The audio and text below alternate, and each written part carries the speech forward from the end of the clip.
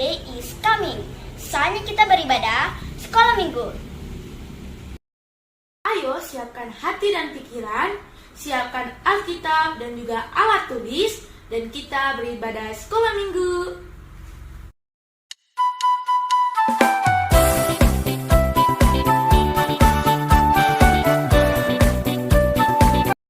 Selamat pagi adik-adik, Shalom, selamat hari Minggu. Kita akan beribadah sekolah minggu di pagi hari ini. Selamat beribadah.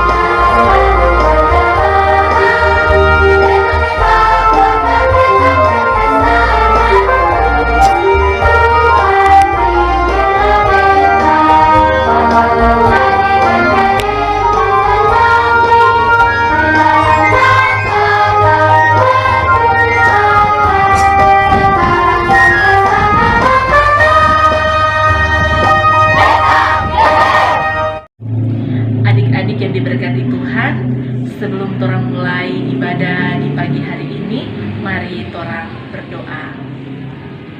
Tuhan yang Maha Kuasa di surga, kami bersyukur sebagai anak sekolah minggu, Engkau masih memberkati kami sampai pada pagi hari ini.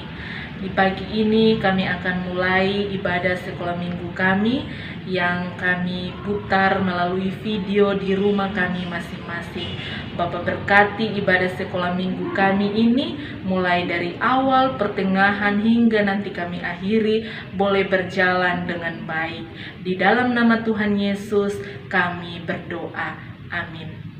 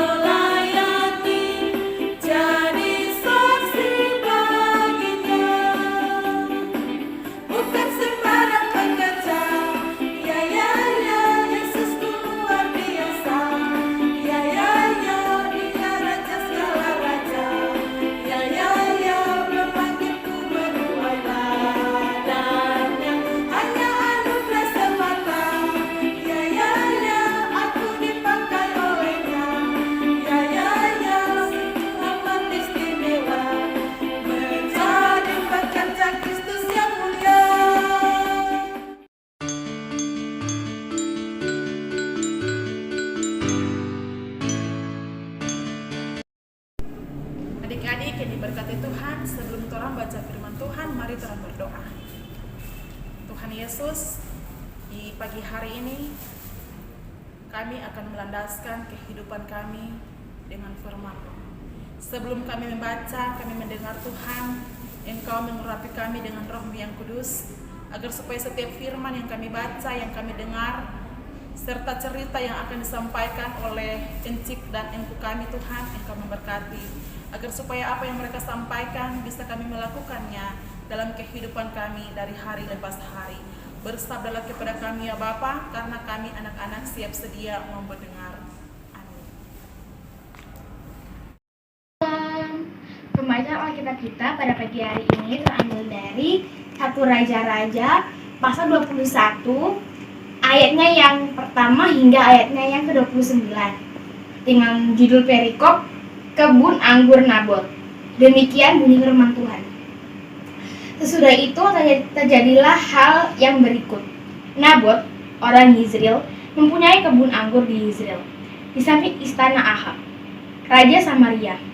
Berkatalah Ahab kepada Nabot, "Berikanlah kepadaku kebun anggurmu itu, supaya aku jadikan kebun sayur, sebab letaknya dekat rumahku.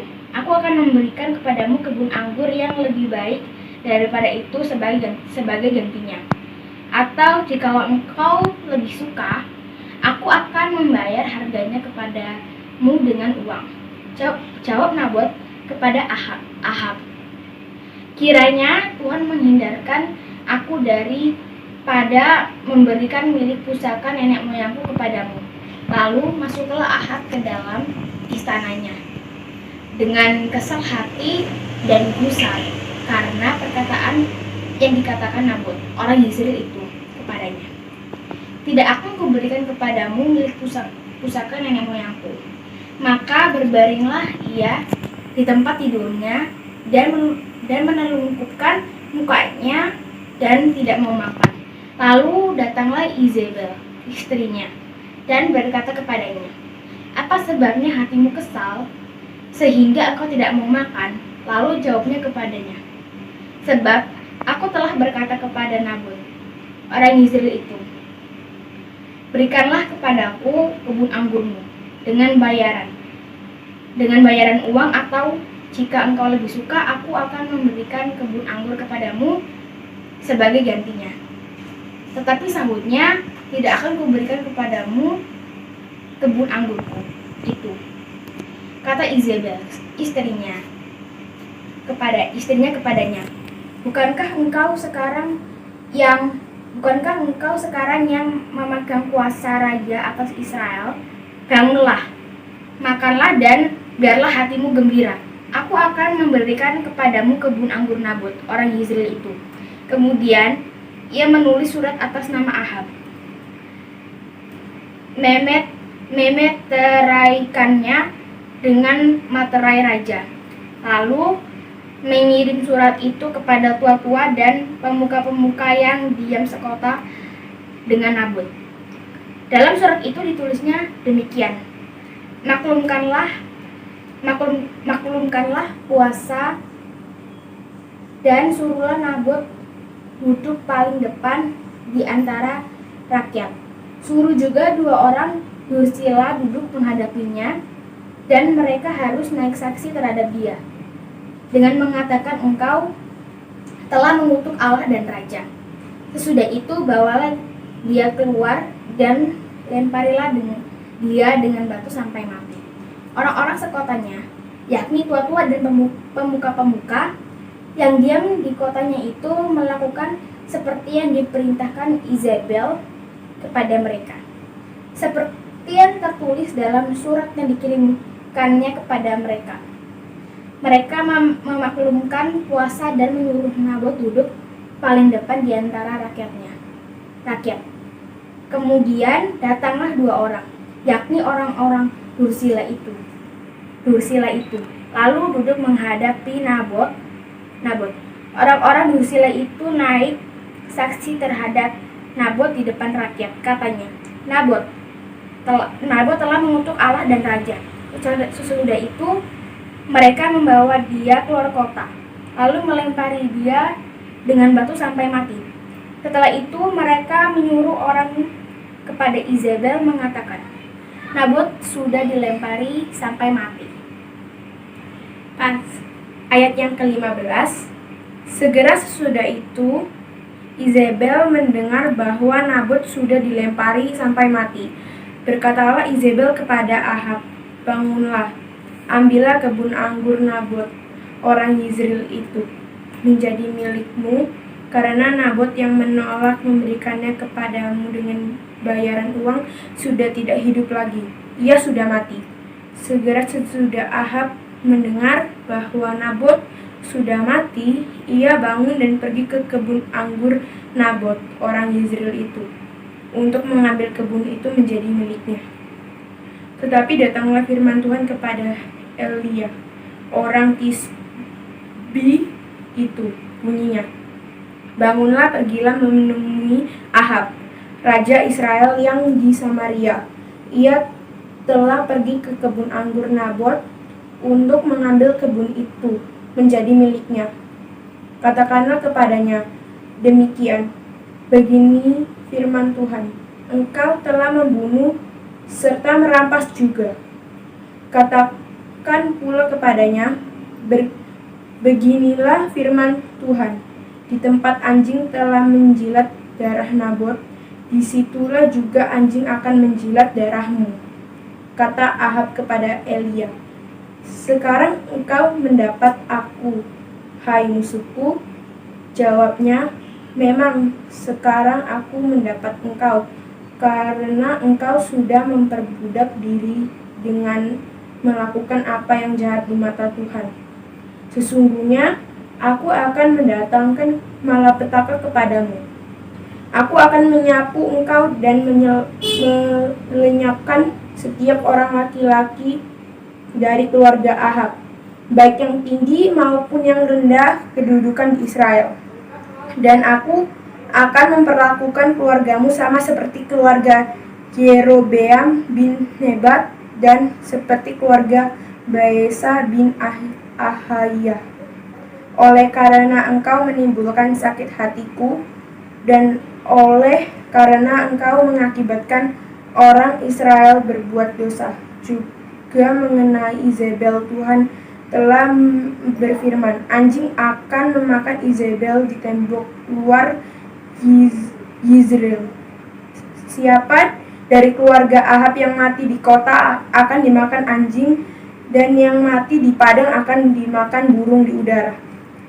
Sesungguhnya tidak pernah ada orang seperti Ahab yang memperbudak diri dengan melakukan apa yang jahat di mata Tuhan, karena ia telah dibujuk oleh Izebel, istrinya. Bahkan ia telah berlaku sangat keji dengan mengikuti berhala-berhala, tepat seperti yang dilakukan oleh orang Amori yang telah dihalau Tuhan dari depan orang Israel. Segera sesudah Ahab mendengar perkataan itu, ia menggoyangkan pakaiannya, menggenakan kain kabung pada tubuhnya dan berpuasa. Bahkan ia tidur dengan memakai kain kabung dan berjalan dengan langkah lamban. Lalu datanglah firman Tuhan kepada Elia, orang Tisbe itu. Sudahkah kau lihat bahwa Ahab merendahkan diri di hadapanku? Oleh karena ia telah merendahkan diri di hadapanku, maka aku tidak akan mendatangkan malapetaka dalam zamannya. Barulah dalam zaman anaknya aku akan mendatangkan malapetaka atas keluarganya. Demikian bunyi firman Tuhan. Amin.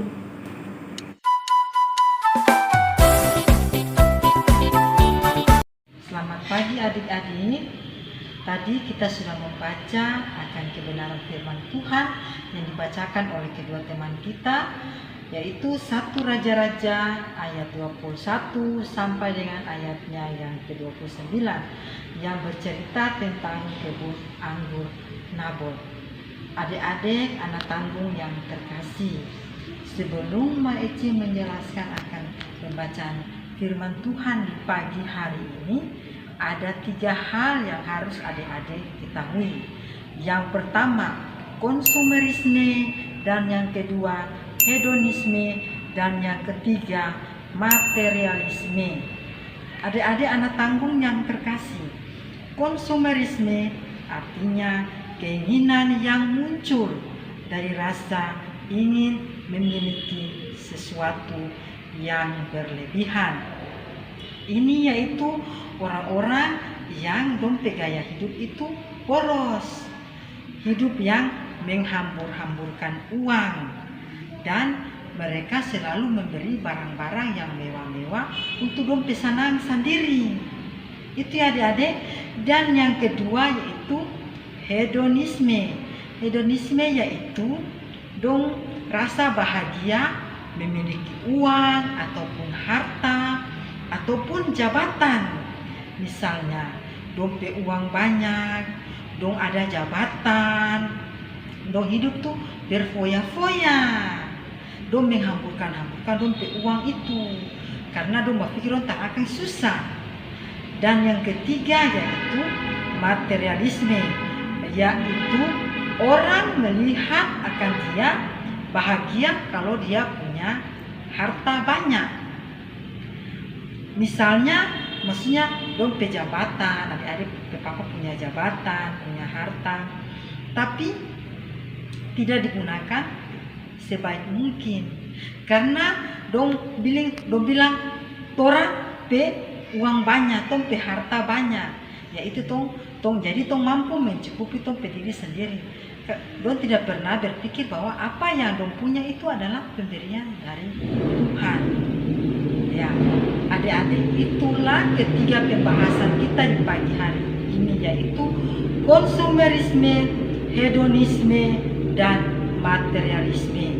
Nah, apa kaitannya dengan pembacaan kita yang terdapat dari 1 Raja-Raja 21 ayat 1 sampai dengan ayat 39, yaitu bercerita tentang Nabot. Ya, pasti adik-adik sudah mendengar dan membaca tadi, yaitu dalam cerita itu ada yang bernama Nabot, ada yang bernama Raja Ahab, dan juga ada yang bernama Ratu Isabel. Ya, dari ketiga tokoh-tokoh ini ada punya kaitan. Kita tahu bahwa Nabot ini punya kebun anggur. Ya, Raja Ahab ini ingin memiliki kebun anggur yang Nabot punya, karena dia berpikir Nabot pe kebun anggur itu dekat dan dia pe istana. Tapi adik-adik Nabot kasih keterada. Ya, Nabot terkasih tuh. Nabot bilang, kita tak akan kasih nih kebun ini karena ini kita punya nenek moyang punya, kita tak akan kasih pangana, tak akan jual pangana walaupun ngana bayar, walaupun Raja Ahab bayar. Tapi Nabot tak mau. Nah, adik-adik tahu Raja Ahab ini punya istri bernama Ratu Isabel. Nah, jadi dia pulang di rumah, Raja Ahab pulang di rumah tuh, dia macam merasa tersenang begitu tuh. Nah, kok dia bini tanya, dia istri tanya, Ratu Isabel tanya, bikin apa kok ngana pulang dengan penuh kesal. Ya sudah, kok Raja Ahab tuh bercerita, dia ingin tuh punya kebun anggur Nabot itu, tapi Nabot tak mau jual. Nah, adik-adik, Raja Ahab bini Ratu Isabel ini dia bilang apa?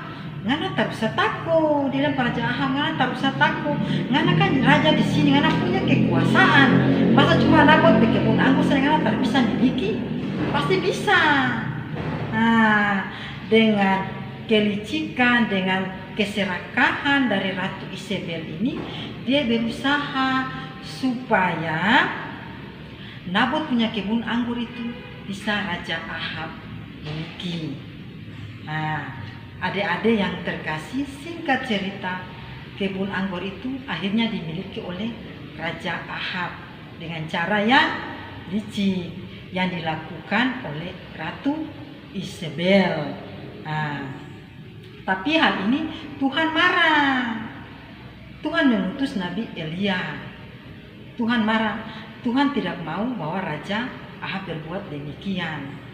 Dan akhirnya singkat cerita, adik-adik kalau kita baca kitab dari satu Raja-Raja itu, 1 Raja-Raja 21 ayat 1 sampai dengan ayat ke-29 itu, akhirnya apa yang sudah didapatkan oleh Raja Ahab dan juga Ratu Isabel itu mendapat ganjarannya.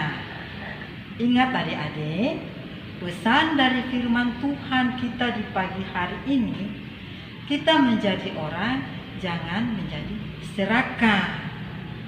dalam kehidupan adik-adik, kalau ada yang punya kakak, ada yang punya adik, kita harus berbagi.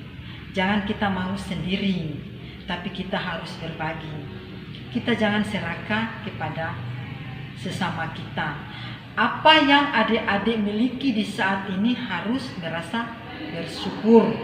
Tuhan sudah memberikan napas hidup buat adik-adik sekalian untuk adik-adik bersyukur. Walaupun dalam kondisi situasi di saat ini, tapi Tuhan masih menjaga kita semua, masih menjaga adik-adik. Ingat adik-adik, apapun yang kita miliki, kita harus merasa bersyukur. Tuhan begitu baik. Demikianlah firman Tuhan di pagi hari ini. Kiranya firman ini senantiasa berguna bagi adik-adik sekalian. Shalom.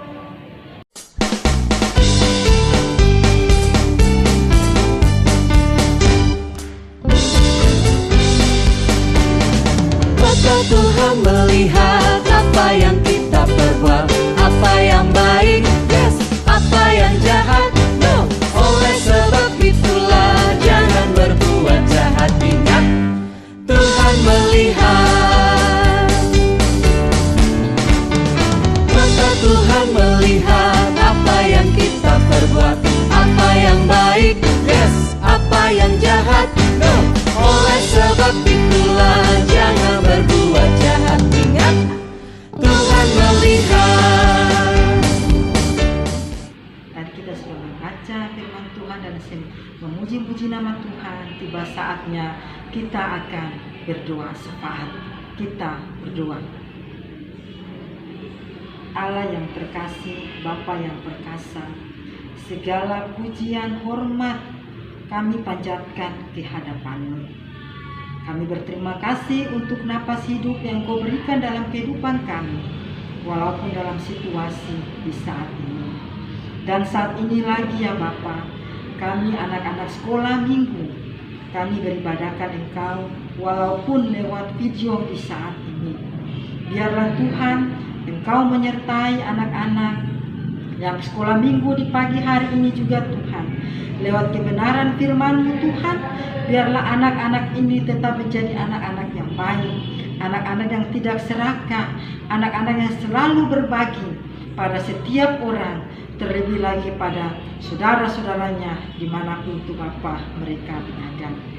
Kami sebagai para pengasuh juga Tuhan, mampukan kami, layakkanlah kami Tuhan untuk mewartakan kabar sukacita. Walaupun itu lewat video, tapi kami yakin dan percaya Tuhan, Engkau senantiasa selalu menuntun dan menyertai kehidupan kami dari hari lepas hari. Juga orang tua di rumah yang senantiasa selalu menopang anak-anak ini untuk menonton video lewat sekolah minggu, Engkau juga sertai mereka.